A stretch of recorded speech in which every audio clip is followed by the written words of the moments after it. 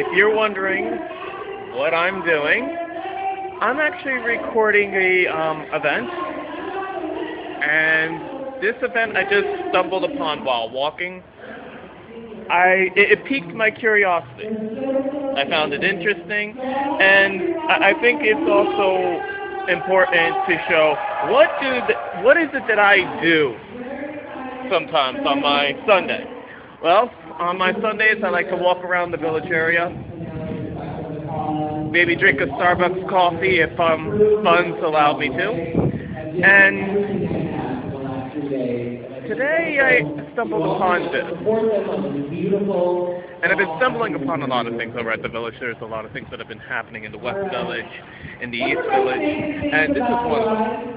Is the sense of community that is formed. I always say that if you can experience this ride, you will see how a family is formed over 3 days, and what a family looks like in the most perfect world. One in which you support one another, you love one another, you fight for one another. It really is incredible, and I want to remind all of you who are here that we will be signing up people for next year's Cycle for the Cause, and it is right over here. I think you just found out where we're at. If you've never done this ride before, you do not want to miss it.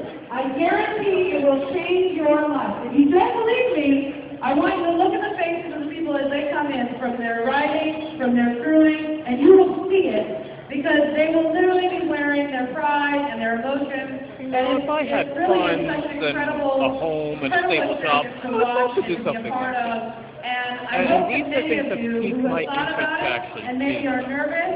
Not to just contribute and say it's just for a good cause, it's actually something beneficial for myself and everyone else. And has worked through twice now. I guess it's more of a self-interest than anything. Also volunteer to work through and help support these amazing riders over the 3 days that they are riding through New England, right here to New York. So, and the people who work through are also raising money. So we announced the total later on. That's money raised by the riders and by the crew who have been supporting them over the last 2 days. So if you are intimidated about bikes, there are other ways that you can help and support the Cycle for the Cause every year here, raising money for the center. That's right there. And the crew is a really rewarding experience. I prefer it, frankly, because on a bike, my ass, not good. Not a good combination. Yeah, I did not need to hear that comment about her ass, and neither probably half the people there are going to be listening to this video. Steve, do we see the riders coming? I hear the riders. We see the riders coming. Are you ready? Are you ready with your See, this is what I'm doing on my Sunday. I come to events that just walking down and to be a part of something that actually I have no clue about. Put your hands together. Get your cheers ready. I want to welcome home the riders who have 275 miles, 2013 Cycle for the Cause riders. Put your hands together. Welcome them home. They're green hard. They're excited to see you. This is 2013 Cycle for the Cause riders. Welcome home, you guys. Welcome home. 3 whole days riding. Look at all these amazing riders. They're so happy, they're so tired. Welcome home, Cycle for the Cause riders. And riders, Tuesday and still in riding over the pace. We have a lot of riders getting past the finish line. And welcome back here to New York City. Congratulations. Always something going on in New York. Always something going on in New York. This is something that actually I would love to try to do. Of course, my legs would be killing me. Which could be some interesting cause. different organizations, different causes, various ways of just trying to put yourself out there, to network with people, meet people, get out there for one common goal. Yeah, there might be a couple bad apples here and there, and a couple bumps in the road, but in the end, it always works out, right?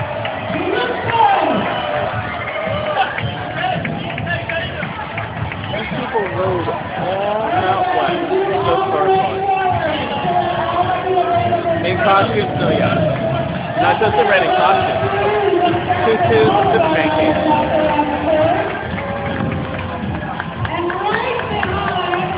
You have to give it up.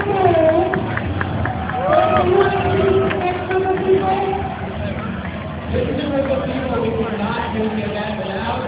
They serve you water and Gatorade, they fix pipes, provide medical aid, and safely help riders across intersections. Now, I just stumbled upon it. And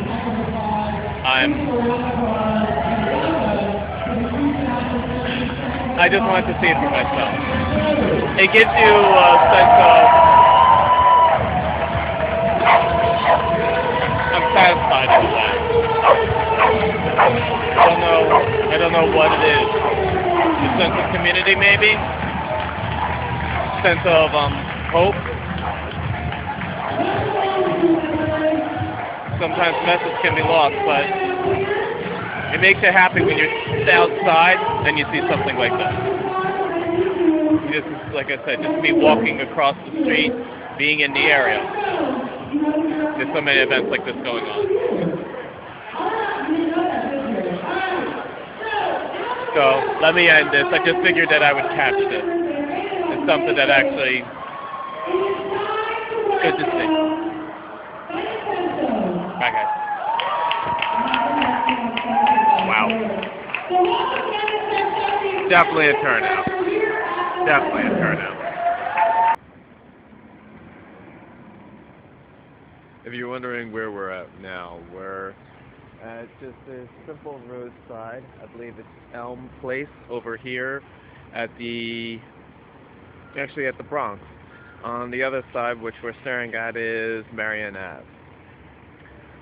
There's no relative significance here except for that I'm here for a job fair that's a couple of streets down. And I'm just recording this one because I'm just recording.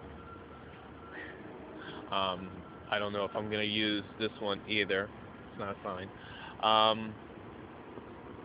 Sorry to be so self-conscientious. It's just, this is what happens when you kind of suffer from a culture shock. Let me see if I can actually explain this a little more so. First, we want to thank also a couple of individuals, not just Frankie and Caswell, but a couple of other individuals that helped with the action to reaction, the consequences that came out of those actions. You know, some of these things had to do with how society, if you want to say, or per se, or we could just say different cultures of people, which is basically the same thing. Remember, these actions and reactions that kept going back and forth kind of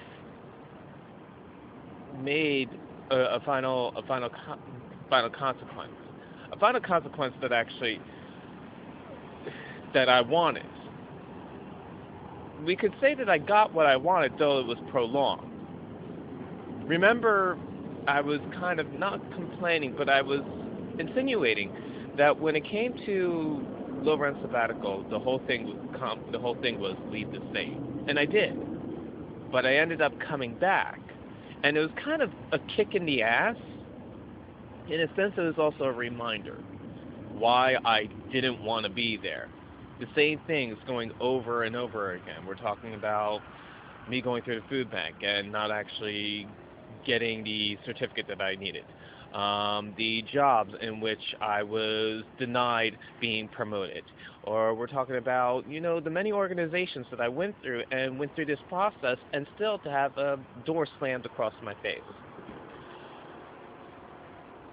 What happened is that actually it just reinsured me and anybody that actually was listening, the few Twitter followers or anybody else that listened on Twitter or anybody else that read that blog. It just reinsured them saying, okay, he was right.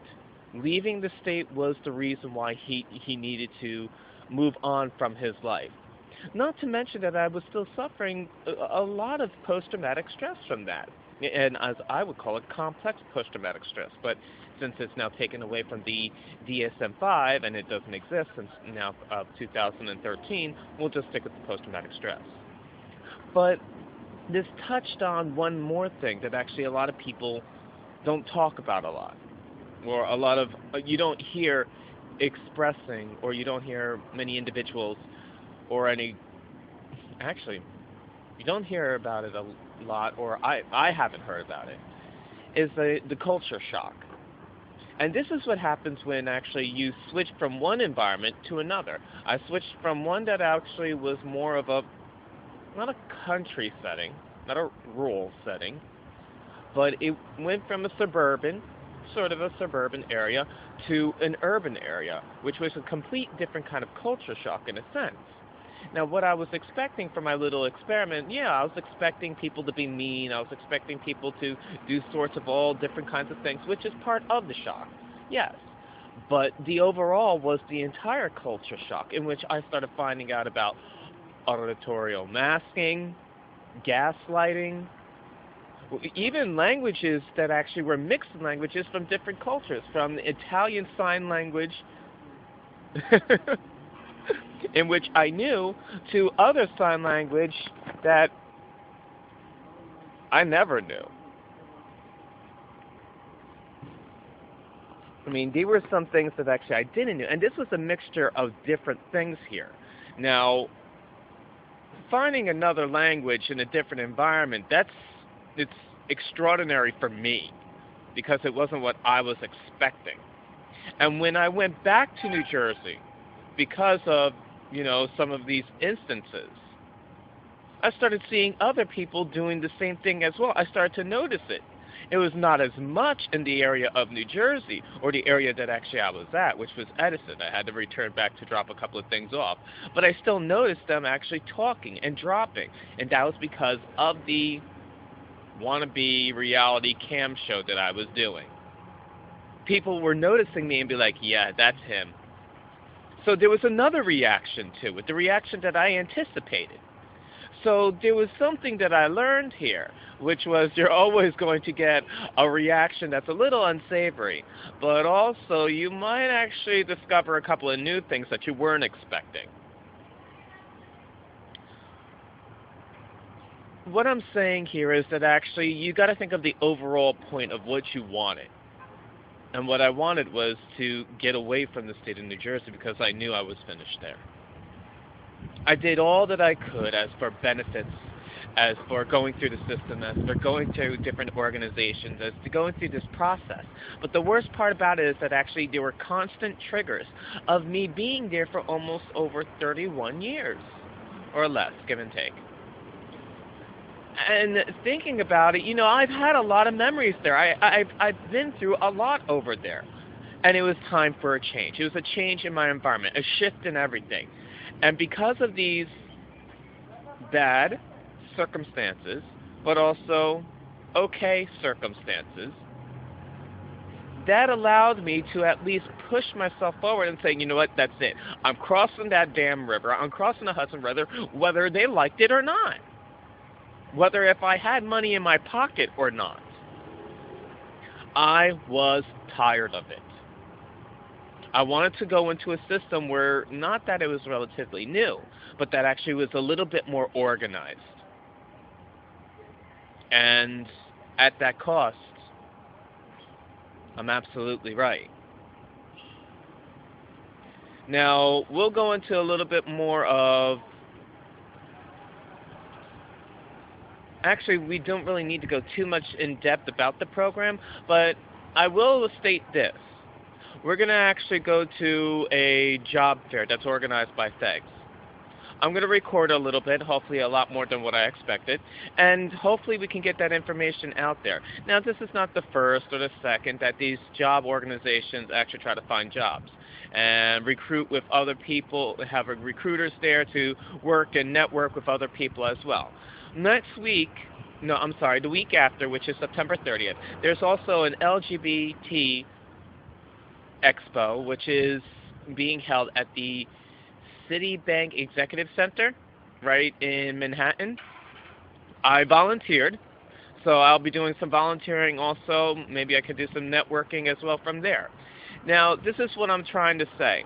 It's not that actually, it's the area of opportunity. No, it's the area of actually people around. There's a lot more people that you will find here than you would find in New Jersey going over to, you would have to travel all the way to Newark. These are the small little opportunities that you have to at least grasp and try to brace yourself and expand yourself on that little tiny opportunity and grow. It's like planting a seed and hoping to get some form of plant. Anyway, I'm babbling again. But I just want to get off my chest. You know, sometimes what seems to be the worst as this culture shock, it maybe not be the worst. It just by far needs to be explained more. And this is where people will be able to sympathize, at least I think. To see that actually, yeah, I get it now. I mean, what the person was suffering, what I've actually described as the culture shock, what you can find on Wikipedia, what you can find out there. Pretty interesting shit. And this coming from somebody that was suffering from the PTSD. So some people say, well, it could be reversal. No, it's not reverse because I wasn't going back home. But I could be going someplace else. The thing here is that this is a culture shock for me. Especially out of the situation that actually I've been through. And had to go through. So, anyway, let me go to this opportunity, and I hope you guys enjoy the next video clips. Bye, guys.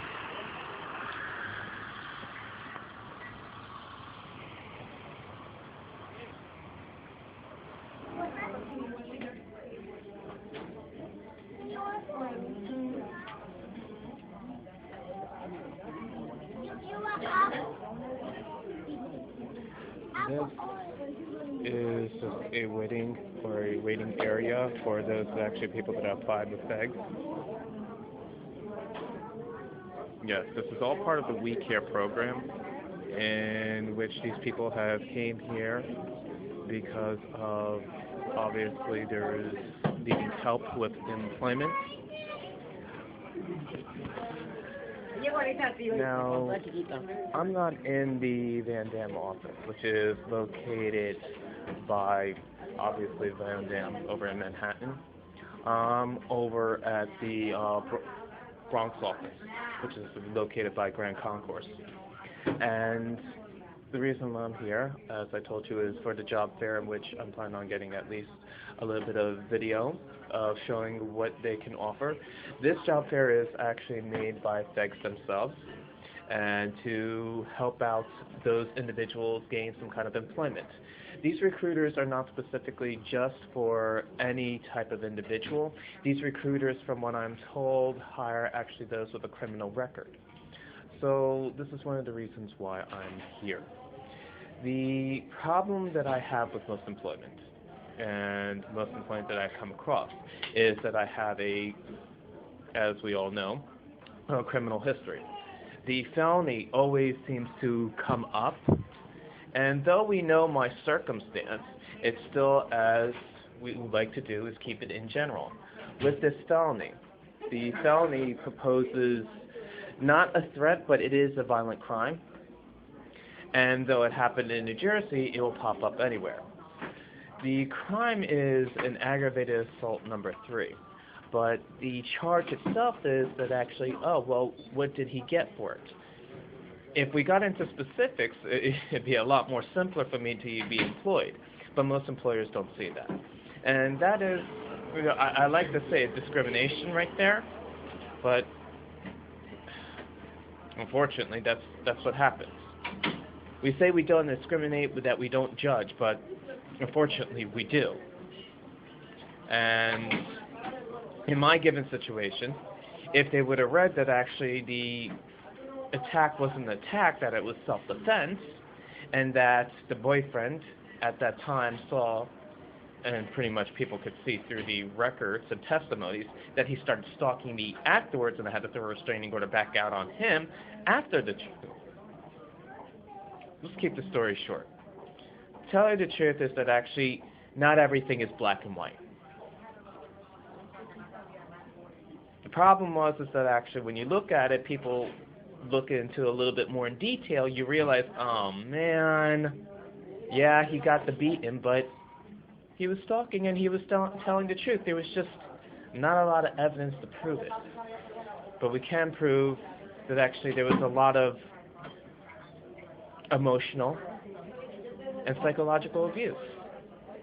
In which another thing that actually FEGS is good for is dealing with that of the mental health. From what I see is that actually they do make their own diagnosis, which I tend to frown on, because too many organizations is like too many chefs. And if I'm putting this in more of a general terms, I'm sorry, but I can't find a better way to describe it. Too many chefs spoil the soup. And that's the same thing as it goes as for mental health. Too many doctors giving too many diagnoses spoil it. And they ruin a person's reputation that way. And with FEGS, that's the only thing I do frown on. The only thing that I frown on, instead of actually going back into somebody's past and doing the further research and going back there and back more and going past 5 years, 10 years, 15 years, we only take a look at, maybe 2 years ago, go about what they say and slap a diagnosis, and then it's done. And that's where that shouldn't be allowed. If you're documenting it, you should be able to follow it. And unfortunately, there's this gap where we can't follow. As much technology as we have, as much as we can do follow-ups and checking into backgrounds, as they say, a background check, we should be able to do a background check within hospitals.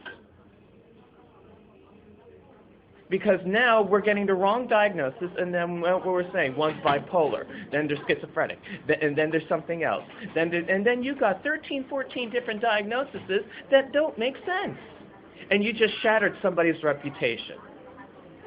That's why I do have a problem sometimes with organizations, especially in this case scenario. I'm a prime example of that. But you got to weigh your options back and forth.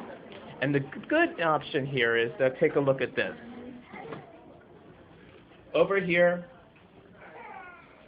we have people working in the classroom searching for jobs right now.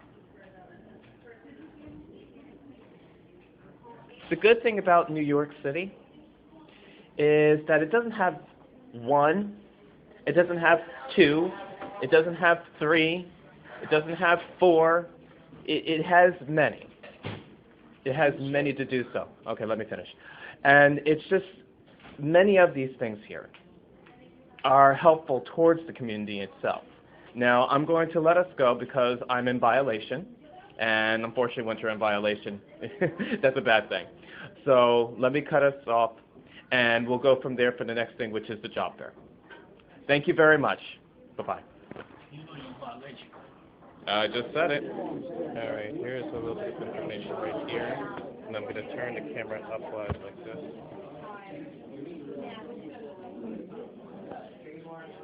This is partial of the small job fair that they have offering. Upstairs as well is a couple of more retailers such as Kmart, Ricky's, small little tiny well, not even small, just the area is small. To tell you the truth, there's small mom and pop stores, and then there's other things like Kmart here as well. You have Manpower, Flat Rate Moving, Volatile Security, Taggart's Driving School, all these companies are somewhat, not all of them. There's also one for airport security, Airway, LLC, that actually some are not as friendly as others may be. But this is just an attempt of just trying to at least get the people through or inside the door to give them some intensive situations. Another thing that actually is kind of mind-boggling, they had a class for those that actually have criminal backgrounds. Now, it went into what is called the Certificate of Good Conduct, in which I was talking about before on Twitter, and I mentioned a couple of times. But for a Certificate of Good Conduct, each state varies. And this is where the problem is. Let alone your charge, it can be seen, if a felony, it can be seen all over the United States, the 50 states. Each state varies. And this is where it gets a little problematic, because each state is different. New York has no, to tell you the truth, has no, what is the word, expungement laws. You can't get expunged. At least this is from what the lawyer upstairs was telling me. You can't get expunged in New York. You get something called Certificate of Good Conduct or a Certificate of Disability Relief. Because this consequence and this title, this label, is now a burden, and it is somewhat of a disability which is actually hindering you from actually accomplishing any kind of employment, which actually has more severe consequences. In the long run, it turns out since my charge was done in New Jersey, the problems are a little bit more extreme because New Jersey has a different set of rules and obligations and criteria to follow and abide to, which is sort of a disappointment. So now I got to go back to the Superior Court in which the trial was done at in order to find out what their rules are for a Certificate of Good Conduct. But in order for you to get a Certificate of Good Conduct, the rules in which I already probably stated to you before in another CAM show or another CAM video, I believe it may be on here. I already stated what happens when you take a Certificate of Good Conduct or shows of a Certificate of Good Conduct. New Jersey is completely different. The good thing is that they do have expungement laws, in which the only thing I have to do is wait about 10 years and have a nice amount of change to actually pay for it to be expunged. Technicalities. But anyway, it's good to know that actually there is information out there like legal action aid through the state of New York, and actually even New York City, to give that information to those people that actually is there. The problem is that actually there's so much information, it's hard to shift through the street. It's really hard. I sat almost an hour listening to these people talk about Certificate of Good Conduct, when the only question I needed to answer is, does it apply to me and the state that I'm at? And to tell you the truth, it doesn't. And even if I did get a Certificate of Good Conduct in New York, and my felony is recognized in New York, then why the hell shouldn't I be actually applying for one to not actually to make it at least look good? Because I do have a felony that's recognized by New York, but unfortunately, the Certificate of Conduct, in a sense, cannot be not be recognized. Do you see what I'm getting at here? So I have to go back to New Jersey to actually get it expunged in order for me to, it's expunged, it won't be seen anymore. But I have to wait 10 years for it. That's not including if actually I don't have another crime that's afterwards from that. Yeah. See, a lot of technicalities there. A lot of mishmash and a lot of issues to go through.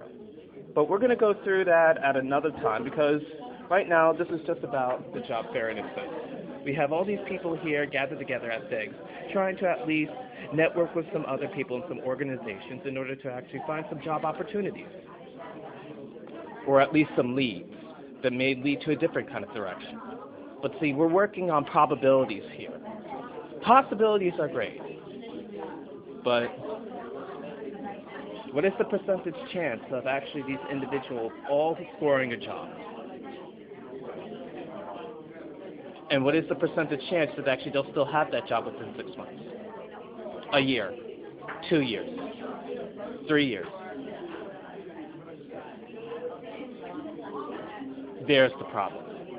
Getting the job is great. You get the job, that's fine. That's fantastic. That's fabulous. But the problem is that actually can you hold on and obtain that job? Because there's always somebody else that needs the job more than you. The jobs don't last. And that is another problem when we face and what we go through every day as individuals. Because remember, there's always another younger generation who's learning it quicker and faster than you. So what do we do? It's a good question. What do we do?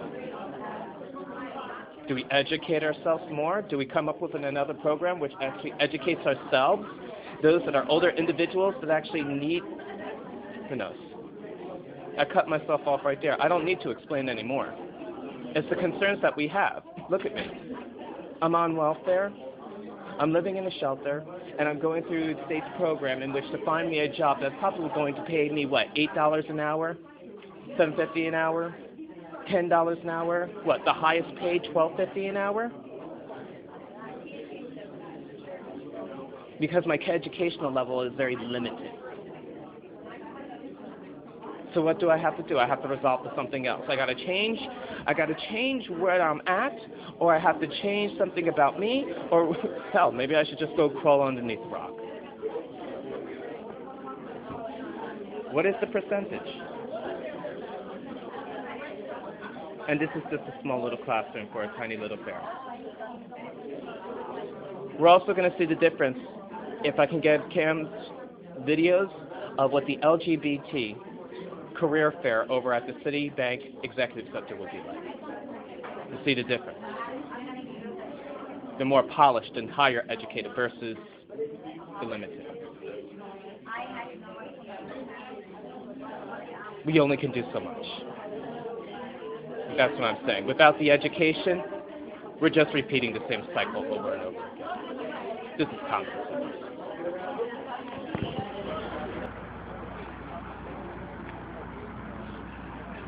Okay, if you're wondering what I'm doing now, I'm standing in front of the Poe building.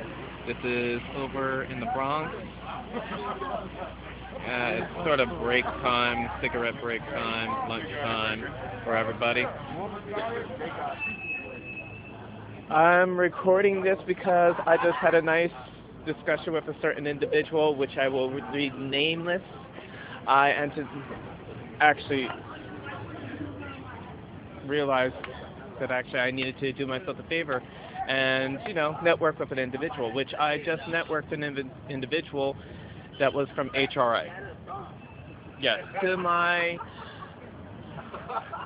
I'm shocked, to my knowledge, it was shocking.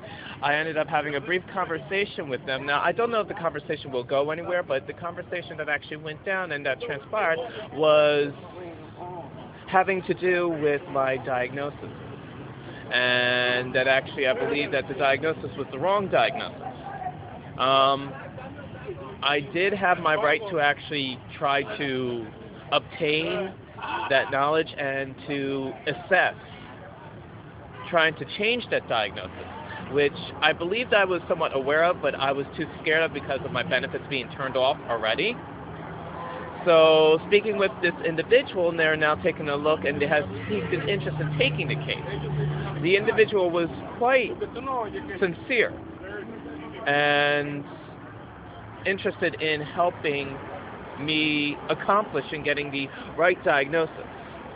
I explained my situation, I explained it in full detail, and we came eye to eye. He was very, very genuine.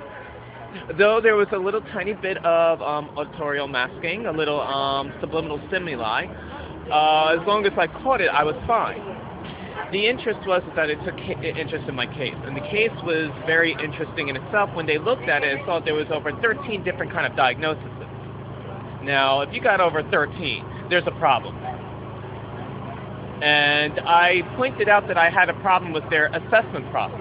And the assessment process is, I have a problem with psychologists that actually slap a diagnosis on you and haven't really assessed that problem, or haven't assessed the person correctly.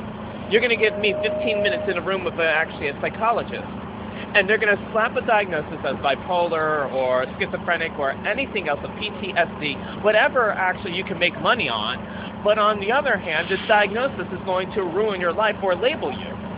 Now, here's the biggest problem of all. I got 13, and I actually announced this and told this to the psychologist, and it's in the computer. So what is the problem? So now this person that actually is working with HRA that sees over Bronx and Manhattan is now going to take a look into this case and be like, why is this person's diagnosis, well, questionable? Why does he have borderline personality disorder when he's already been assessed by borderline personality disorder? Not to mention that actually there's several other different diagnoses altogether. We'll see what happens and try to keep up with this situation. He said that he would call my caseworker in a sense and see how that goes. And as for the problems that are arising, this could actually arise even more complications in a sense that my benefits could actually get cut off again for some unknown reason. Maybe, I highly doubt it because I expressed that during my interview, or not interview, well, it felt like an interview with this individual. My concern was that actually I've been through this so many times, I already know what it is. So there is a good point of me coming to this job fair, though I only signed up for one company, and that was Manpower. Manpower. And we'll see what happens with that. As me following up and looking for work is one thing.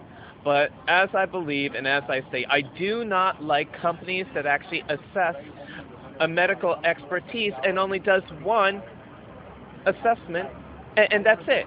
I believe you should be able to at least do 2 or 3 first before you go ahead and place a diagnosis. I'm sorry. You should be sitting there contemplating what it is, understanding what it is, not slapping the diagnosis and trying to cash in. At least that's what my firm belief is. And we'll see how this process goes. Maybe I'll get somewhere. Maybe I won't. But this is all on timing. As for working it the hard way, here's me working it the hard way, yet again. Take care, guys. And to the next video. Especially too many people outside smoking. Can we actually get some ashtrays or something? Sorry guys, I got interrupted by somebody. A friend of mine that was from the shelter. Yeah, it's the funny thing about shelter life, or being in an institution or some sort of organization that actually you find with people is that you bump into them in that small environment and wow, it's been years, where you been? Where you been hiding at? Yeah, things do change in a sense. You see those who graduated, those who moved on. Some people stay away from each other. Others, you become quite friendly with and say, hey, how are you? How's life been treating you? And I wish I could have caught that moment, but unfortunately I didn't want to interrupt that with the video. Let's go back to what I was talking about, which was Florida in a sense. I got some examples of Florida and their welfare programs in a sense. Now, I'm not downing welfare programs because at least they have a welfare program. It could be worse. But I do want to point out that actually since I was obtaining benefits in that area, there's a slight adjustment that you have to go through, or a slight process that you have to go through that's different than what New York has to offer. New York, you have to actually walk into their intake shelter and be taken in automatically. New Jersey has an open door policy in which, you at least have one night to stay there. And if you want to proceed of getting yourself together, you have to go through social services and that process. And everybody's making calls back and forth on should you stay or should you go.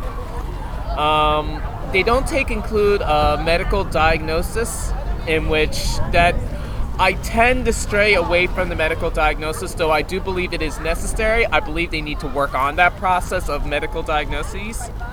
You can't have someone walk in and then slap a diagnosis on them. I believe that actually you should be able to, there should be a process that's a little bit more strenuous. If you're going to diagnose somebody, you better be right about diagnosing them. Don't just diagnose them by slapping them a diagnosis that's within 15 minutes. You better give me a diagnosis that's correct. You better sit there 2 to 3 days trying to understand. And though that actually is time and money right there, and that's the problem, time and money is a problem, I still believe it's better in the long run because you understand your client better in that. And unfortunately, you have to go through many different diagnoses in different organizations. Unfortunately, when it comes to the Division of Homeless Services, you're going through one diagnosis, and then you're going through, let's just say, FEGS, in which I had to do another assessment. And that assessment was contradicting one from the other. So it becomes problematic because this psychiatrist is saying one thing and this psychiatrist is saying another, and no one decided to make a phone call. It's like, hey boys, you're both wrong. It becomes a problem. This is where you as a client need to start realizing that, wait a minute, no, you're getting my case wrong. And then you got to call all these people and saying, listen, you're fucking up my case. Oops, I have kids behind me. I'm sorry. I'm so sorry. I'm sorry. But it's true. It is true. They do this kind of process, and unfortunately, nobody's there to hover over until you call up HRA, which is another step above FEGS, and they come down and be like, excuse me, you're doing something wrong here. The worker also wants to get in and get out, so you have to remember that. You have to be straight, direct, and to the point. And that's what they mean with a lot of these organizations. Just tell me straight, direct, and to the point what I need to get done. And unfortunately, your worker won't always tell you that. So you have to also be in charge of your case. Now, going back to Florida, I want to point out a couple of things that Florida has and doesn't have. And these programs, I believe, are essential. Remember, back in 2010, I went down to Florida and I tried to work their system. Their system starts out with you standing in an empty parking lot, and this is true because I did it right in Fort Lauderdale. Standing in a parking lot, waiting for a van to come to give you tickets to individual places that may help you. Now, they could throw you out. They can't tell you, no, we don't have any room, and then you're stuck. So there's no organization there except for here's a pass, and maybe this place will take you in. Hence the Homeless Cul-de-sac Foundation, in which I did for the Gay Human Target, I believe. Now, with that said, Florida is just getting on top of their back to work programs, in which between, they said now and September 30th, it was the September 30th of 2010. This article was made in 2009, so hopefully they have shifted up a little bit and now they're getting somewheres. But they were announcing at that time that Florida's Agency of Workforce Innovation, in partnership with Florida's Department of Children and Families, Workforce Florida Inc., and the regional workforce brands are launching their new program. Now they're doing that? Now? Wow, that doesn't inspire much confidence right there with the workforce programs. Now? Wow, we're really behind. And that just goes to show you how behind they really are. They say that actually there is nothing more important to Floridians than the workforce and restoring hope to the economic security. This is actually the same time as when the market crashed again, wasn't it? What did we call it? What did we call it? Yeah. Oh my God, we're just getting back at it, especially when they were at a financial crisis back then? Recession! Perfect timing, Florida. And this is the reason why it's so hard. The living conditions are trying to actually get the worker to work more for less pay. Can you see why? It's so hard living out there because money, yeah, it's flowing, just not in the right direction. You have so many problems going on there. These funds will provide businesses throughout the state a tremendous opportunity and give a new fresh start and new direction in the future. Well, we have to start somewheres. In 2009, this happened. 2010, I was in the system for at least not even a couple of days. No wonder I came running back up to New Jersey. This system sucks. Oh my, we need to get on the ball, Florida. I mean, take a look at this. And here's just to show you. A call center exemplifies the benefits of partnership by employing 75 citizens that were struggling to find work. Until this new opportunity became available, now 85% of the call center's employees were previously receiving unemployment compensation benefits. All right, 85% compared to that 75 citizens that were struggling to find work. 85% of the call center's employees that have been receiving unemployment compensation benefits. Okay, great. I'm glad you gave me that percentage. Now tell me the mean, the median, the mode, and the range of all that all that information. Tell me all four. Don't give me one percentage. Give me all four percentages. Because I bet you it is one of the worst percentages compared to every other state, all the rest of the 49 states altogether. You know why? Because let's go back to this point right over here. Florida ranks 46 in the nations for welfare benefit packages. 46! And among 18 states have seen a decline in inflation-adjusted dollars since Cato's last study in 1995. And in 1995, the inflation-adjusted dollars of the total welfare benefits for Floridians was on the average of over $2,600. Now today has decreased from $7,000, almost $8,000, to a well-adjusted gross to $1,800. If taken to the equivalent of this range, these welfare benefits range from $6.06 per hour, lower than Florida's minimum wage. Really? Are you kidding me? And then you wonder why people are running. Because there's nothing there. You know the old saying, sink or swim? It's sinking, baby. It's sinking. Yes, they're trying to strive for the right direction, but it's going to be a long growing process before they even catch up. They're not even taking in consideration education. They're not even taking into consideration their mental well-being. And let's go over with New York City's, the DHS, Department of Homeless Services as well.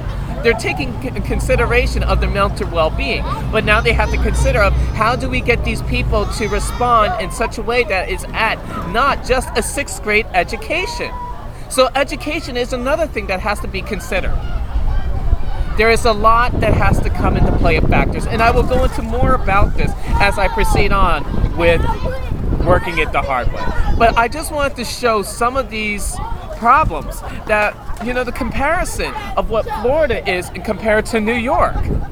And that's just 2 states compared out of the 50 states.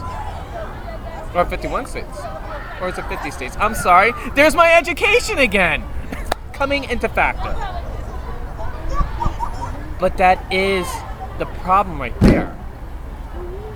Education.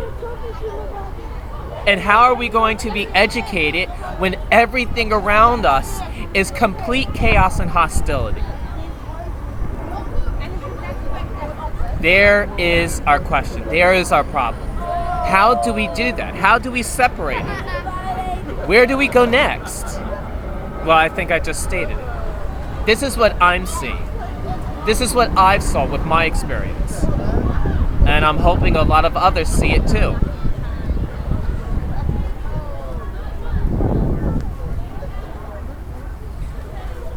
This is just a little bit of the dose of what it is to be working it the hard way. A taste of it. And I'm hoping that a lot of people understand that there are some good points and there's some bad points. Missouri and North Dakota are getting on the bandwagon of these kind of operations, but there is still much more to understand how to work this operation. Yes, it's good. It's a great direction. But where are we going next with it? How do we make it grow? All right.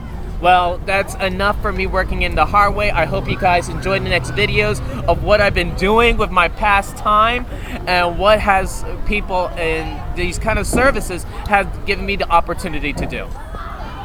Thanks, guys, and enjoy the videos. Bye. Oh my, oh my, oh my, oh my. Wait a minute, hold on. Is it working? Is it working? I have no idea. It's that education again. Damn that education! Oh! Of course I've been talking about education. I'm in front of the library. All right, guys. Take care of yourselves. Bye.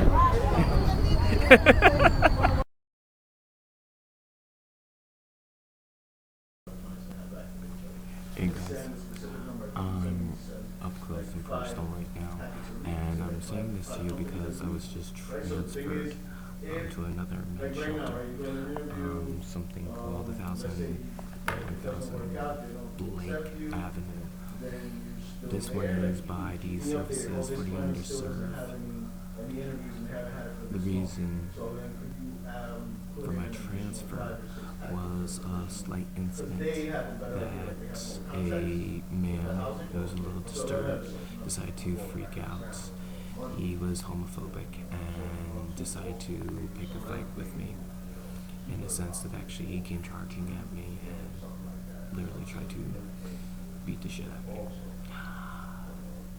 I got transferred because I defended myself, and at the end of the fight, I ended up getting hauled into the police, even though I was the one that actually wanted to press charges. Yeah, in the screwed up situation, the other man heard me wanted to press charges, so he decided to press charges as well, making up a fabricated story. I ended up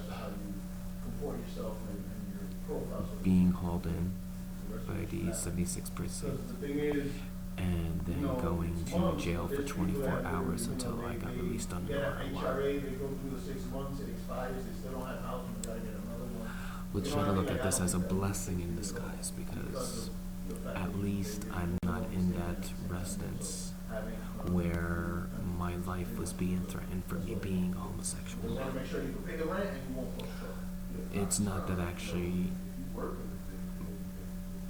the building itself was wrong for what happened or is responsible. They are responsible for maybe not carrying out some policies like security could have, detained the individual. I believe security could have been a lot better, but unfortunately it didn't work out that way. Everything was caught on camera, so that's in my defense. The good thing is that once the judge requests to see that day, I'm hoping that they'll be able to watch this video and see what happens. So even if the man does pursue to press charges, it will be against him. So right now I'm signing paperwork all over again, because I do have to start this process again with Blake. My independent living plan is still in effect, and the package is still being put together, but since the transfer, now all that paperwork has to be placed over here. Like if you're in this shelter for over a year and you haven't done anything, then you can transfer to another shelter. You know what I mean? But you don't got to deal with it. Oh yeah, that's how this shelter is. That's how all DHS shelters are. Like if you have an active HR and you've been in the shelter. As you can hear, overall conversation, I'm in the social service office right now, and they're talking to another client about his IIP, and also the next phase, which is getting their own place. I don't know the familiar terminology, and hopefully I'll be able to get into it more once the next show, or probably even the next video. SORs, I think what they're called, and that's their own room, or maybe their own studios. It's a process. It's a process that actually is working, but there are some minor things that do get in the way, like this situation. I did get a tiny bit depressed about the situation, being in that situation, hauled in with all these men. but you have to go through this process in order to prove yourself. It's tedious. It sucks. Come on.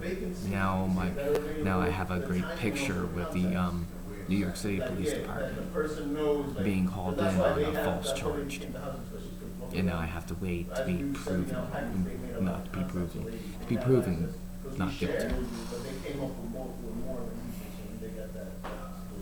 I found myself with like no ID, no jacket, no nothing, and then I had to walk all the way back in the freezing cold.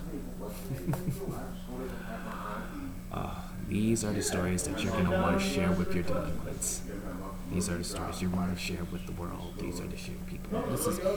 These are the stories you want to share. So anyway, I just wanted to conduct this little interview, this little saying. I am now transferred to 1000 Blake Avenue. And to the next video, guys. Shit does happen.